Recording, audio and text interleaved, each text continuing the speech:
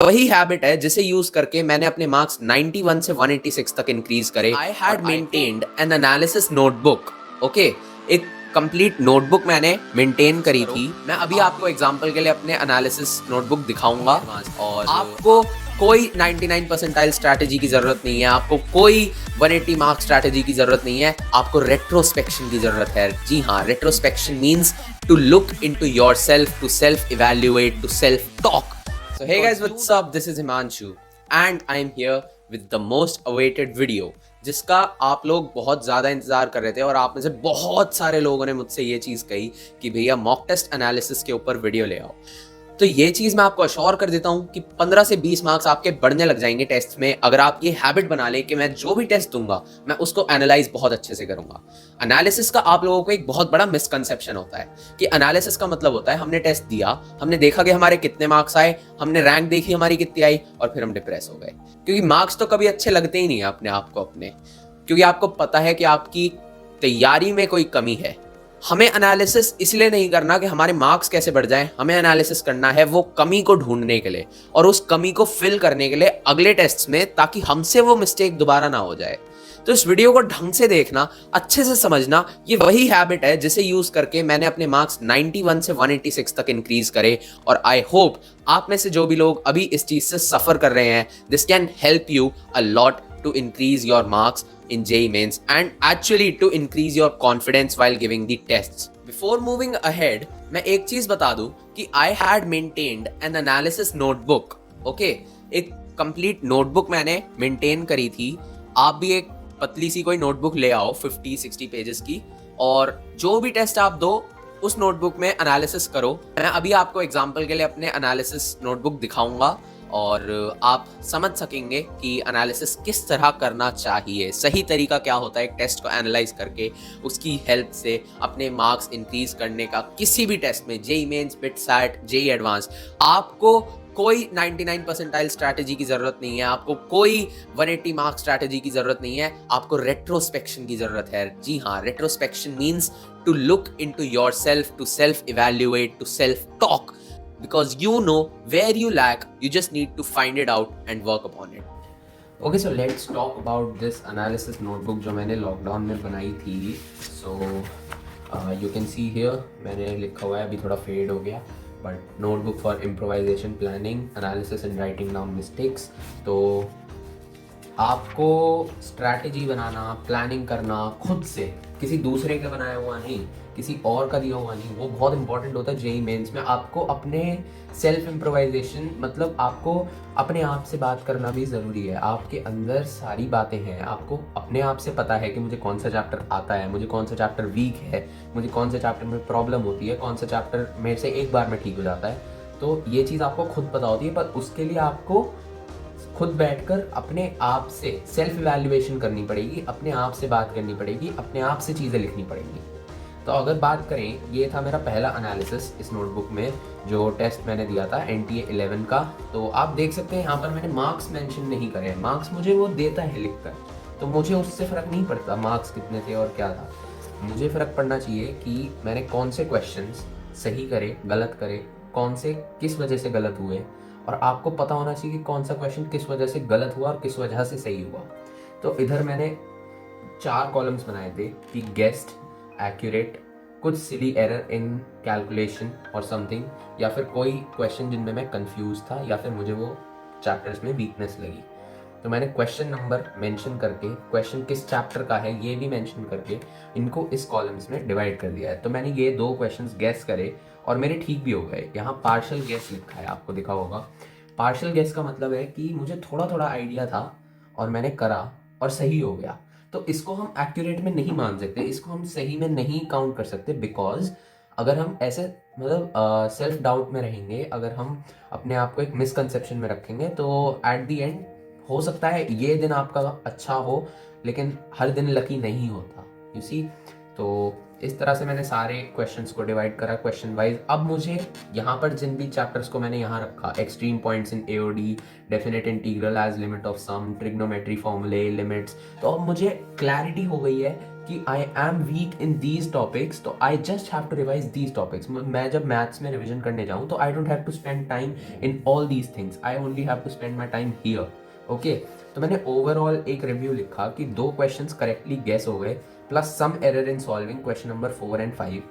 4 questions suffered due to time constants. See, इतना depth में analysis होना चाहिए, बहुत अग्रेशन के साथ आपको एनालिसिस करना चाहिए। स्ट्रॉन्ग मेरे 17 चैप्टर स्ट्रॉन्ग थे, मतलब 17 क्वेश्चंस में से एक्यूरेटली करेक्ट हो गए आउट ऑफ 25।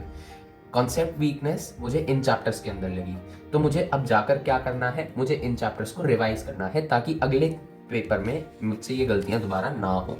इसी तरह अगर देखा जाए तो एक पेज मैंने केमिस्ट्री के लिए बनाया था।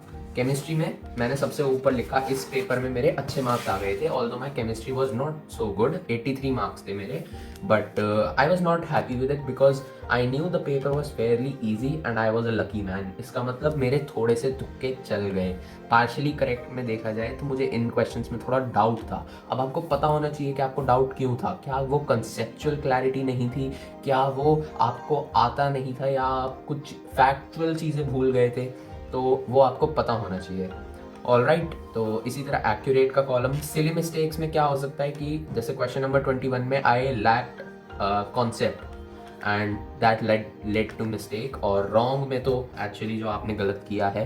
तो वीक एरियाज उसके बाद मैंने अपने आइडेंटिफाई करे, metallurgy, chemical equilibrium, organic, P block, S block, D F block and all this. तो अब मेरे को पता है कि मुझे इन चीज़ों पर काम करना है। मुझे नहीं फ़र्क पड़ता कि जो ठीक हुआ है गलत हुआ है, आई डोंट केयर। अब मुझे पता है कि मेरा वीक एरिया ये है, तो मुझे इस पर काम करना है, ये रिवाइज करना है ताकि अगले पेपर्स में मुझसे ये गलतियां दोबारा रिपीट ना हो, तभी तो मेरे मार्क्स बढ़ेंगे।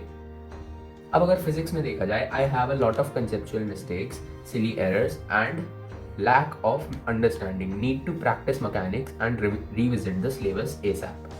देख रहे हो, मतलब मैं बहुत डिटेल से एनालिसिस किया करता था जब मैंने ये शुरू करा था, और मैं सिर्फ ये फर्स्ट पेपर नहीं, मैं आपको अभी कितने सारे पेपर्स दिखा दूंगा, सब में मेरा तरीका यही था। तो यहाँ मैंने एक्यूरेट चैप्टर्स को रख दिया, तो मतलब मुझे पता है कि ये चैप्टर स्ट्रॉन्ग है, ठीक है। फिर ऐसे गेस कौन सा हुआ मुझसे, तो मैंने वो लिख दिया। उसके बाद इनकरेक्ट क्वेश्चंस, उसके बाद silly mistakes and partial errors, उसके बाद ओवरऑल फिर मैंने वीक एरियाज अपने आइडेंटिफाई करे, liquid, semiconductor, optics, NLM and earth magnetism. तो आई न्यू कि I have to work on these now. Okay, so अब अगर बात करें तो हियर जस्ट अ सेकेंड,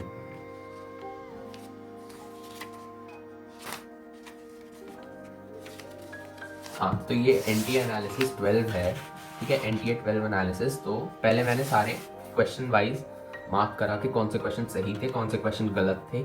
उसके बाद लिखा कि प्रैक्टिस करना है इन सबको। क्वेश्चंस क्यों गलत थे, सिली एरर था, पार्शियल मिस्टेक थी, एफिशिएंसी गलत हो गई, जैसे थर्मोडायनेमिक्स में एफिशिएंसी का पार्ट था, इलेक्ट्रोस्टैट्स में कंडक्टर्स का पार्ट था, डीसी सर्किट में व्हीटस्टोन था।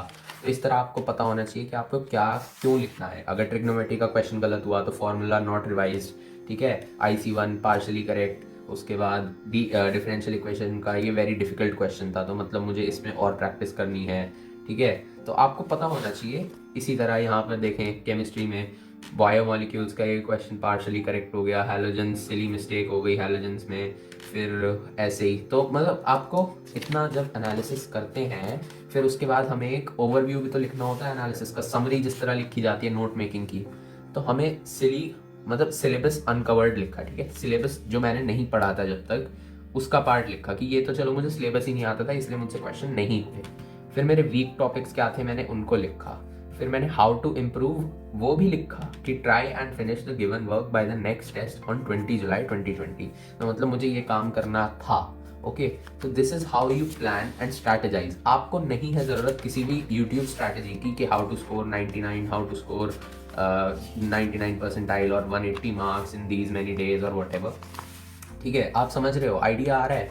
ऐसे ही देखो, ये NTA 13 का मेरा एनालिसिस था, तीनों के पार्ट्स बनाए थे मैंने चैप्टर्स के, तो उसमें मैंने एक एक क्वेश्चन का रीज़न लिखा था। अगर आपको ना दिख रहा हो, थोड़ा सा लाइट है ये, कि लिक्विड्स में बोएंट फोर्स रिवाइज करनी है, उसके बाद डॉपलर्स इफेक्ट है, तो उसमें पार्शली करेक्ट हो गया। फिर एरर लिमिट है, ये सिली मिस्टेक, कैलकुलेशन मिस्टेक की वजह से गलती हो गई। सेमीकंडक्टर्स में डायोड का क्वेश्चन था, सही हो गया। इस तरह से देखो, ठीक है। समझ रहे हो ना अब? तो आपको अपने आप चीज़ें आइडेंटिफाई करनी चाहिए, सिलेबस का पार्ट आइडेंटिफाई करना चाहिए कि मुझे क्या आता है, मुझे क्या नहीं आता है। और I am no one to tell you कि ये चीज़ें कर लो और आपका सब ठीक हो जाएगा। मैं बस एक चीज़ कहूँगा, टेस्ट देने से मत डरो। आप देख सकते हो ऑलमोस्ट पूरी नोटबुक मेरी ऐसे ही भरी हुई है इन्हीं एनालिसिस से। तो मतलब मैं कहूँगा टेस्ट देने के लिए आपको ईगर रहना चाहिए, आपको डरने की ज़रूरत नहीं है टेस्ट देने से। टेस्ट को एनालिसिस करो, टेस्ट के मार्क्स मत देखो कि मेरे 100 नंबर आ रहे हैं, 120 नंबर आ रहे हैं। मैं कह रहा हूँ मार्क्स तो बढ़ जाएंगे। आइडेंटिफाई करो उन चीज़ों को जो आप गलत कर रहे हो, आपकी कमी कहाँ पर है, उस चीज़ को ढूंढो। So guys, now you might be having a fair idea about how you need to maintain an analysis notebook and analyze your JEE Mains tests. Believe me, this habit can help you increase your marks drastically and it boost your performance and boost your confidence drastically in all the ways. आपको इतना confidence आने लग जाएगा, आपका syllabus complete जल्दी जल्दी होने लग जाएगा। आपका सिलेबस अभी इसलिए कंप्लीट नहीं होता because you are very much confuse, you do not know कि हमें क्या चीज़ करने की ज़रूरत है और हमें क्या चीज़ नहीं करने की ज़रूरत है। इस चीज़ को आइडेंटिफाई करना सबसे ज़्यादा इंपॉर्टेंट पार्ट होता है जेई की प्रिपरेशन में। और एनालिसिस जब आप करते रहेंगे टेस्ट्स का, तो आपको पूरा अप टू डेट रहेंगे अपने आप से, अपने आप की नॉलेज से कि हमें कहाँ पर इम्प्रूव करने की ज़रूरत है। तो आई होप आपको ये वीडियो अच्छी लगी हो। प्लीज़ वीडियो को लाइक कर देना, subscribe to my channel. I am uploading all the short notes जो भी मैंने अपने टाइम पर जेईई मेंस की प्रिपरेशन में लॉकडाउन के दौरान बनाए थे। I have also made a playlist, you can check it out here and download all the short notes and make the most out of it. So all the best for JEE Mains and